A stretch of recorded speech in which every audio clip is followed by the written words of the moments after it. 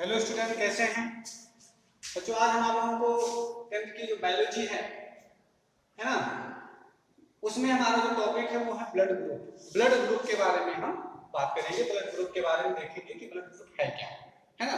हम देखते हैं कि 1902 ईस्वी में, कब 1902 ईस्वी में कार्ल लैंडस्टीनर, है ना, कार्ल लैंडस्टीनर ने, है ना, 1902 ईस्वी में कार्ल लैंडस्टीनर ने पता लगाया कि सभी मनुष्यों में, है ना, सभी मनुष्यों का रुधिर जो है समान नहीं होता। ठीक है, 1902 ईस्वी में कार्ल लैंडस्टीनर ने क्या किया, पता लगाया। तो उन्होंने पाया कि सभी मनुष्यों का जो रक्त होता है एक समान नहीं होता है ना, एक समान नहीं होता है। आरबीसी की सतह पर तथा प्लाज्मा में कुछ ऐसे प्रोटीन मिलते हैं, जिनकी पारस्परिक क्रिया से रुधिर का क्या होता है, अश्लेषण हो जाता है। क्या होता है, अश्लेषण होता है। इसकी खोज के लिए लैंडस्टीनर को 1930 ईस्वी में, कब 1930 ईस्वी में नोबेल प्राइज भी मिला, है ना। इनके द्वारा जब पता लगाया गया तो इन्होंने बताया रुधिर में क्या होते हैं, रुधिर के जो प्रतिजन होते हैं या जो प्रतिरक्षी होते हैं, यानी कि एंटीजन और जो एंटीबॉडीज होते हैं वो इसमें होते हैं। तो एंटीबॉडीज और एंटीजन दोनों अलग अलग होते हैं, इसलिए मनुष्य के रुधिर में दो प्रकार के प्रोटीन होते हैं। क्या होते हैं, दो प्रकार के क्या होते हैं, प्रोटीन होते हैं। एक जो होता है, पहला जो होता है जिसे हम प्रतिजन कहते हैं, जिसे हम क्या कहते हैं, एंटीजन कहते हैं, है ना, जिसे हम एंटीनोजन कहते हैं। क्या कहते हैं, जिसे हम एग्लूटिनोजन,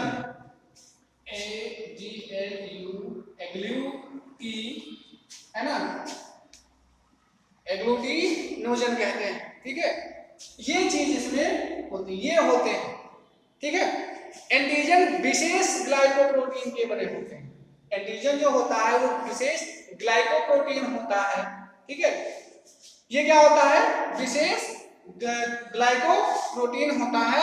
लाल रक्त कणिकाओं की कोशिकाएं जो होती हैं उनकी कलाओं पर दो प्रकार के एंटीजन होते हैं।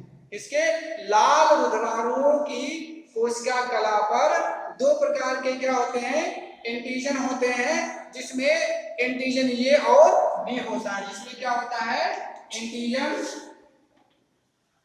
एंटीजन ए और बी होता है। दो प्रकार के क्या होते हैं, दो प्रकार के एंटीजन होते हैं।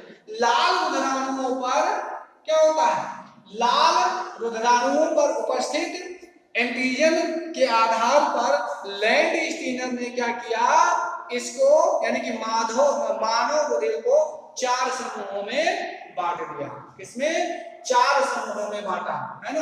वो 4 समूह कौन कौन थे, जैसे जो एंटीजन था ए और बी जो था, उसके आधार पर इन्होंने ब्लड को कितने समूहों में बांटा, 4 समूहों में बांटा। तो इन्होंने बताया जिन मनुष्यों में एंटीजन ये पाया जाता है, क्या होता है, एंटीजन ये होता है, उनका जो ब्लड ग्रुप होता है वो क्या होता है, ये होता है। इन्होंने कहा कि जिन मनुष्यों में, है ना, एंटीजन बी पाया जाता है, क्या होता है, एंटीजन बी पाया जाता है, उसका जो ब्लड ग्रुप क्या होता है, ब्लड ग्रुप बी होता है।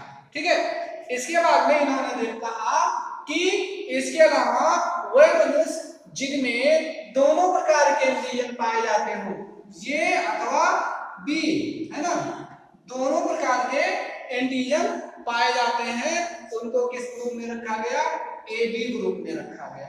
ठीक है, जिन मनुष्यों में ए और बी दोनों एंटीजन होते हैं उसे क्या कहते हैं, वो ए बी ग्रुप होता है ना। फिर इन्होंने देखा कि वह मनुष्य जिनमें कोई भी एंटीजन नहीं होता है ना, जिसमें कोई भी एंटीजन नहीं होता है, उनका ब्लड ग्रुप क्या होता है, इन सबके अपोजिट होता है, इन सबसे अलग होता है ना। वो ब्लड ग्रुप क्या होता है, वो होता है। इस प्रकार से लैंडस्टीनर ने एंटीजनों के आधार पर जो रक्त समूह है उसे 4 वर्गों में विभाजित कर दिया, बांट दिया। दूसरा जो इसमें आता है जिसे हम क्या कहते हैं, एंटीबॉडीज कहते हैं। क्या कहते हैं? जिसे हम प्रतिरक्षी कहते हैं या एंटीबॉडीज कहते हैं या एग्लूटिनिन कहते हैं। क्या कहते हैं?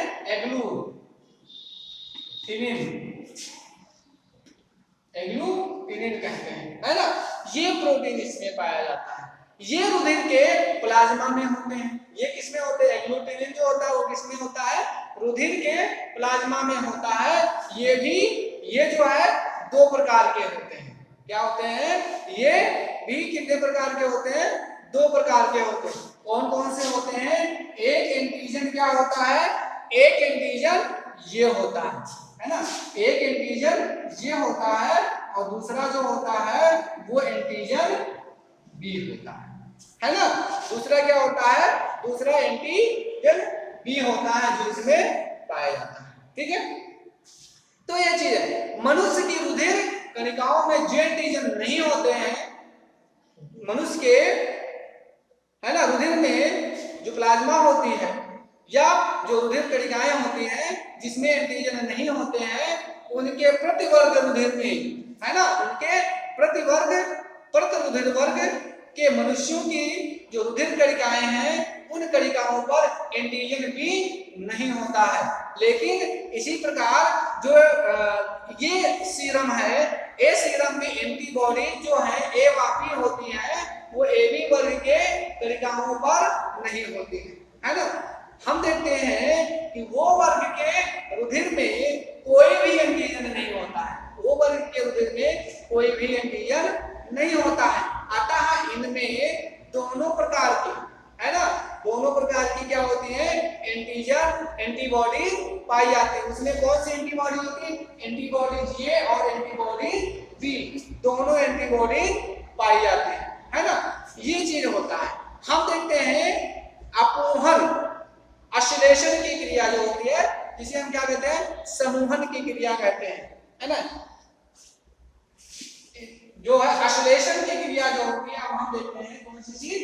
अश्लेषण की क्रिया। अश्लेषण है क्या, है ना? अश्लेषण है क्या? एग्लूटिनेशन है क्या, है ना। रुधिर अश्लेषण एंटीजन एंटीबॉडी प्रक्रिया है। रुधिर अश्लेषण जो है वो एंटीजन और एंटीबॉडी प्रक्रिया होती है। इसमें एंटीजन ये की क्या होता है? इसमें एंटीजन ये जो होता है ना, इसमें एंटीजन ये की जो एंटीबॉडी है ना, जो एंटीबॉडी ये है ना, ये से प्रतिक्रिया होने पर रुधिर अश्लेषित होता है। एंटीजन ये और एंटीबॉडी ये होने पर रुधिर जो होता है क्या होता है? समूहन करता है ना, समूहों में एकत्रित होने लगता है। और जो दूसरा होता है उसमें क्या होता है? एंटीजन बी के एंटीबॉडी बी से मिलने पर रुधिर का अश्लेषण होता है। यहाँ पर भी अगर एंटीजन बी है तो, है ना, और एंटीबॉडी जो है बी है, तो दोनों के मिलने से क्या होता है? अश्लेषण होता है, यानी कि समूहन की क्रिया होती है। जैसे मानते हैं कि किसी ए वर्ग, ये रुधिर वर्ग के मनुष्य के रुधिर में, है ना, रुधिर प्लाज्मा में एंटीबॉडीज बी या ये पाई जाती है, तो बी रुधिर वर्ग की, है ना, रुधिर कणिकाओं के एंटीजन बी से क्रिया करके बी रुधिर वर्ग के रुधिर को क्या करती है? अश्लेषित कर देती है ना। यही प्रक्रिया ये में भी होती है। ये प्रक्रिया जो है ये में भी होती है। हम देखते हैं कि रुधिर वर्गों के प्लाज्मा में दोनों प्रकार के एंटीबॉडीज होते हैं। ये और भी दोनों प्रकार के एंटीबॉडीज होते हैं। इसमें वो वर्ग जो होता है उसके प्लाज्मा में ये और भी दोनों प्रकार के क्या होते हैं? एंटीबॉडीज होते हैं। तो ये और भी या ए बी तीनों प्रकार के रुधिर वर्गों के रुधिर को अश्लेषित कर देती है ना। तो ये आपका क्या है? अश्लेषण की क्रिया है, जहां पर समूहन की क्रिया होती है। ब्लड रुकते हैं, मतलब जुड़ जाते हैं, ग्रुप में बन जाते हैं, है ना। हम देखते हैं कि ये रक्ताधान क्या है, ब्लड ट्रांसफ्यूजन क्या है, ब्लड ट्रांसफ्यूजन की हम बात करते हैं। ठीक है, ब्लड ट्रांसफ्यूजन है क्या, ब्लड ट्रांसफ्यूजन क्या है, यानी कि रक्ताधान।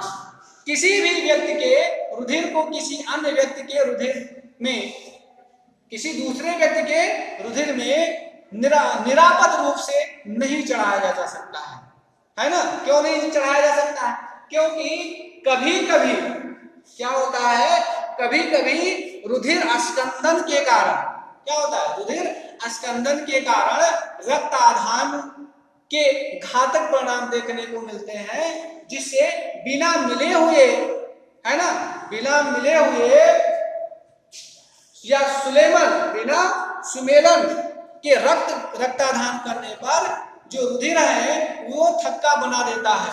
थक्का बन जाने के कारण वो प्रापक हो जाता है, और प्रापक होने से वो पास एकत्रित होने से क्या होता है, उससे उसकी मृत्यु हो जाती है ना। तो क्या हुआ, इसके बाद में कार्ल लैंडस्टीनर ने रक्ताधान की असफलता के कारणों के बारे में पता लगाया, और उन्होंने बताया कि जो वो ग्रुप है वो जो है किसी को अश्लेषित नहीं करता है, अश्लेषित करता है यानी कि रुधिर वर्ग वो जो है ओ को नहीं अश्लेषित करता है, ना तो ये को करता है, ना तो डी को करता है, और ना ही ए बी को करता है ना। ये इसके द्वारा जो है रुधिर ए को भी दिया जा सकता है, बी को भी दिया जा सकता है, ए बी को भी दिया जाता है, और वो को भी ये दे सकता है ना। जो ब्लड ग्रुप वो है वो सबको रुधिर दे सकता है, लेकिन किसी से रुधिर ले नहीं सकता है।